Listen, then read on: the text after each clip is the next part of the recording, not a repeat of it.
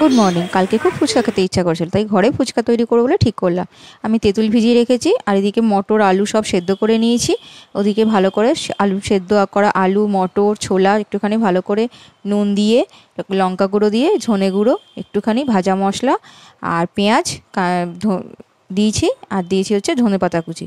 সব কিছু দিয়ে আর একটু লেবু দিয়ে ভালো করে মেখে নিয়েছি, আর কিছু একটু লঙ্কা সেদ্ধ করে নিয়েছি, দিয়ে ভালো করে ফুচকার যে পুরটা হয় সেটা আমি তৈরি করে নিয়েছি। আর এদিকে ফুচকা আমি দোকান থেকে পাঁপড় কিনে নিয়ে এসেছি, ফুচকা পাঁপড়গুলো সেগুলোকে আমি ভেজে নিয়েছি।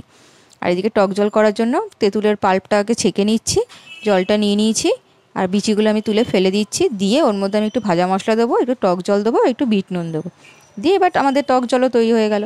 এইবারে চলুন তো তাহলে শুরু করা যাক আমাদের ফুচকা পার্টি। কি সুন্দর দেখতে হয়েছে দেখুন, ফুচকাগুলো গোল গোল একদম মুচমুচে খাস্তা। চলুন, এই যে আমাদের শুরু হয়ে গেছে ফুচকা পার্টি। এদিকে আমি, আমার বোন, এদিকে আমার মেয়ে, আর এদিকে বোনের মেয়ে, আমরা চারজনে মিলে আজকে চলছে আমাদের ফুচকা পার্টি। দোকানে গেলে তো মাত্র 10 টাকায় 5টা পাওয়া যায়। আগে যদিও বা 10 টাকায়, মানে আগে 2 টাকায় 5টাও আমরা খেয়েছি, কিন্তু এখন যা সময়, যা দিনকাল, এখন তো 2 টাকায় তো চলেই না। আর সত্যি কথা 10 টাকায় 5টা খেয়ে মন ভরে না। ওই জন্য একেবারে ফুচকা পাঁপড় কিনে নিয়ে এসে একেবারে সবাই মিলে একসাথে আমাদের চলছে আজকে ফুচকা পার্টি। চলুন সবাই মিলে ফুচকা খাওয়া যাক, আর আজকে আমাদের এই ছোট্ট ফুচকা পার্টিতে আপনারাও শামিল হন। এখন তো কত রকম ফুচকা বেরিয়ে গেছে, চিকেন ফুচকা, দই ফুচকা, কখনো এটা ফুচকা ওটা, অনেক রকম ফুচকা এখন পাওয়া যায়। তবে যাই বলুন, এই টক জল দিয়ে আলু দিয়ে যে ফুচকার যে টেস্ট, এই ফুচকার টেস্টের সাথে অন্য ফুচকার কোনো স্বাদ কিন্তু আমার ভালো লাগে না।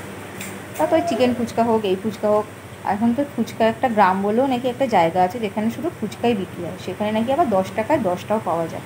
কোনো দিন যদিও যাইনি সেখানে, তবে ইচ্ছা আছে একদিন ওই ফুচকা গ্রামে গিয়ে একটা ব্লগ করবো, সেটা নয় পরের কথা। তাহলে চলুন, আর আমাদের ছোটো অতিথি দেখুন কি সুন্দর ফুচকা খাচ্ছে।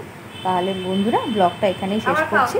আপনারা সবাই ভালো থাকবেন, সুস্থ থাকবেন, আর আমাদের ফুচকা পার্টি চলছে কন্টিনিউ। টাটা বন্ধুরা, আবার একটা ব্লগ নিয়ে আপনাদের সাথে হাজির হব, অন্য কোনো কিছু হয়তো রান্নার ব্লগ নিয়ে, বা কখনো ঘোরার ব্লগ নিয়ে, নাহলে অন্য কোনো ব্লগ নিয়ে। তাহলে আজকে এখানেই রাখলাম বন্ধুরা, গুড নাইট।